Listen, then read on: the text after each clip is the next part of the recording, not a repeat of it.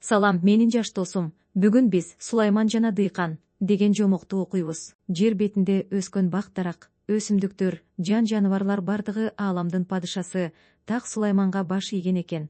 Пайгамбардын алдына келип тизе бөгүп, ызаат кылбаган бир да жан болбоптур. Ошол Сулайман пайгамбардын тушунда укмуштуудай бир дыйкан болгон экен. Анын жыл сайын айдаган эгини ушунчалык мыкты чыгып, бардык жанды кызыктырып, көңүлүн өзүнө бурчу экен. Ошол дыйкандын эгинин көрүүгө жыл сайын периштелер келип турчу экен. Оң түштүктөн Сулайманга келе жаткан куштардын падышалары периштелердин арасынан араңдан зорго кысылып өтүп, жыл сайын жыйынга 2-3 күндөн кечигип келип жүрүптүр. Бир жылдары мурдагыдай 10 чакты күнгө созулган чоң жыйын болду. Анда ар бир падыша өз чарбасы жөнүндө баяндап жатышты. Ошондо куштардын падышаларынын бири Сулайман пайгамбардан мындай деп сурады: "Таксыр, Сулайман, уруксат кылсаңыз, сизден бир суроо сурагым келет. Айта кой, Шумкарым, сурай бериңиз", деди Сулайман пайгамбар. Ошондо Шумкар: "Таксыр, биздин жолдо бир дыйкан бар. Анын эгинин көрүүгө жыл сайын ар тараптан периштелер жыйналат. Көптүгүнөн улам биз алардын арасынан өтө албай, бул жыйынга 2-3 күн кечигип келебиз. Ошол дыйкан эгин эккен кезде сизди оозго алат болду бекен? Мен ошону билүүгө кумар элем", деди. Сулайман: "Шумкарым,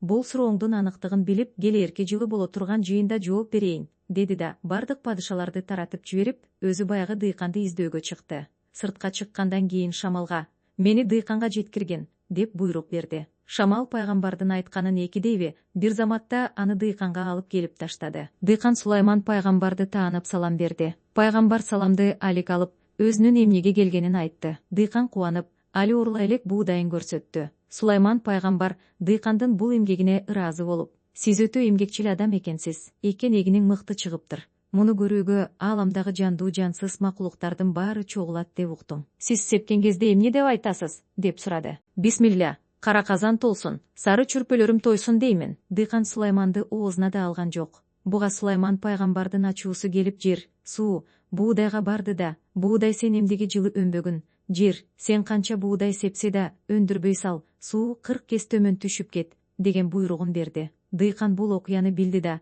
күч унаасын, курал шаймандарын жазга чейин эле даярдап алды. Күткөн жаз да келди. Дыйкан жыйган терген үрөн, буудайын 7 күн бою суудан чыгарган жок. Бир айдаган жерине 7 жолу турмоо салып, майдалап үрөн септи. Сугат мезгили келди. Сугарайын деп сууга келсе, суу 40 кес төмөн түшүп кетиптир.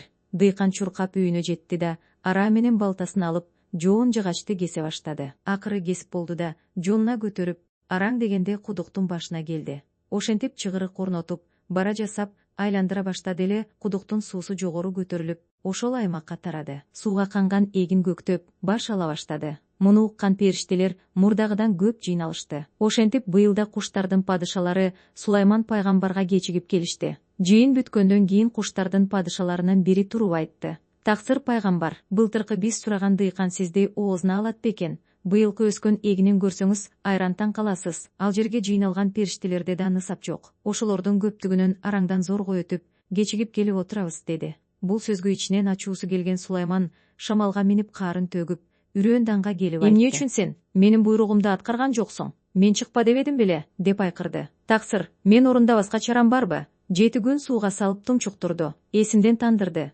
деди үрөн. "Ал эми сен эмнеге өндүрүп жибердиң?" деп сурады жерден ачуулана. "Таксыр, мени өндүрбөс эркиме койгон жок. 7 жолу айдап, 7 жолу тырмап, аябай эсимди оодарды. Суу ичип азыр гана эсиме келип отурам", деди жер. Мындан кийин пайгамбар сууга келип: "Мен сага жер үстүнө чыкпай 40 кес төмөн түшүп кет дебедим беле? Эмне үчүн буйрукту орундатпайсың?" деп күпүлдөдү. "Таксыр, мен сиздин буйругуңузду орундап 40 кес төмөн түшүп кеттим. Бирок дыйкан ага болгон жок. Бара орнотуп чыгарып алды", деди. Бул опузадан эч нерсе чыкпай турганын көргөн пайгамбар ары ойлонуп, бери ойлонуп туруп: "Эмгек кылган алсын", деп айтып жөнөп кетиптир.